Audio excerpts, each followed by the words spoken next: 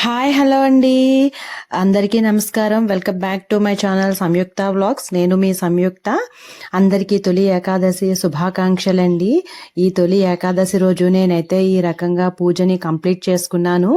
ఇంకా ఈ వ్లాగ్లో తొలి ఏకాదశి విశిష్టత ఏంటో, ఈ తొలి ఏకాదశి రోజు మేము వెళ్ళిన ఒక గుడి గురించి మీకు చూపించాలనుకుంటున్నానండి. ప్లీజ్ స్కిప్ చేయకుండా అంతా చూడండి.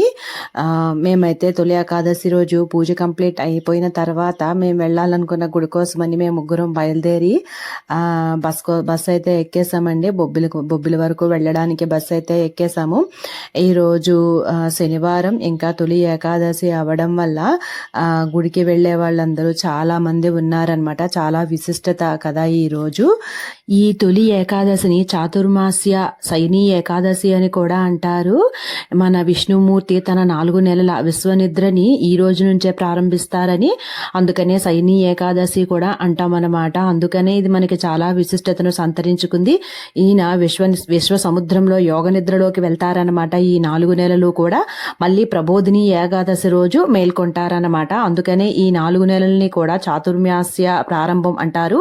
ఈ 4 నెలలు తపస్సులు, ఆధ్యాత్మిక క్రమశిక్షణ అనమాట. ఉపవాసాలు చేయడానికి, పూజలు చేయడానికి, చాలా అంకితమైన ఆధ్యాత్మికత చింతనతో అన్ని రకాలుగా పూజలు, ఉపవాసాలు చేస్తూ ఉంటారనమాట. ఇక్కడి నుంచే మనకి దక్షిణాయనం కూడా ప్రారంభం అయిందని చెప్తాము. అంటే సూర్యుడు దక్షిణ దిశగా సాగుతారనమాట.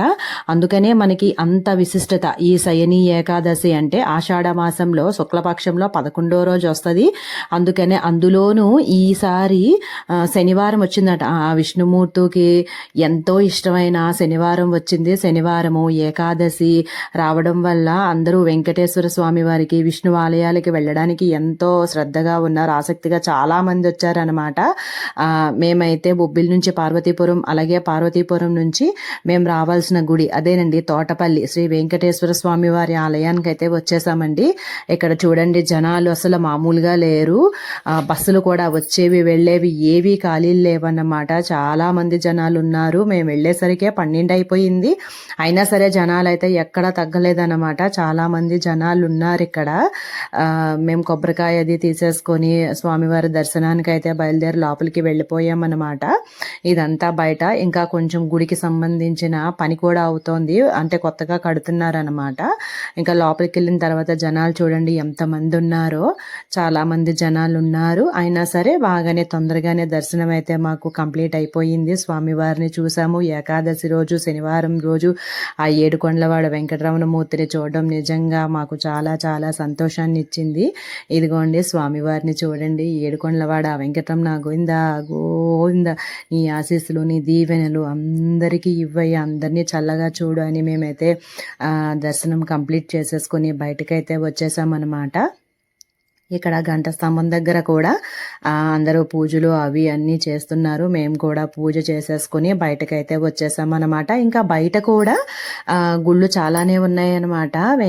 బయట వెంకటేశ్వర స్వామి వారి కోల బయటకు వచ్చిన తర్వాత ఇది చూసారా, మన వినాయకుని గుడి అనమాట. ఇది వినాయకుడిని కూడా దర్శనం చేసుకున్నాము. ఇంక వినాయకుడిని దర్శనం అయిపోయిన పక్కనే ఆంజనేయ స్వామి వారి కోవిలు ఉందన్నమాట. స్వామివారిని కూడా దర్శనం చేసుకున్నాము.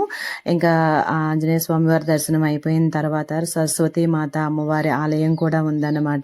ఇంకా ఈ 3 కోవిల్లో దర్శనం అయిపోయిన తర్వాత బయటకైతే వచ్చేసామండి. ఇక్కడ ఉన్న ప్రాబ్లం ఏంటంటే గుమ్మలక్ష్మీపురం వెళ్తుందనమాట. తోటపల్లి దాటి బస్సులన్నీ అలాగే వెళ్తున్నాయి. కానీ అటువైపు నుంచి వచ్చేటప్పుడు మాత్రం ఆపట్లేదన్నమాట. ఇక్కడ ఇటువైపు చూసారా, అన్న సంతర్పణ కూడా ఎప్పుడూ జరుగుతూనే ఉంటదంట. సో వచ్చిన భక్తులు ఎవరైనా సరే ఇక్కడ భోజనం చేసి వెళ్ళవచ్చు. ఇక్కడ నుంచి ఖడ్గవలస వెళ్ళి మళ్ళీ అక్కడ నుంచి మేమైతే రిటర్న్ అయిపోయామన్నమాట. సో ప్లీజ్ వ్లాగ్ నచ్చినట్లయితే సబ్స్క్రైబ్ చేయండి. సబ్స్క్రైబ్ చేసి లైక్ చేయండి, షేర్ చేయండి. Thank you so much.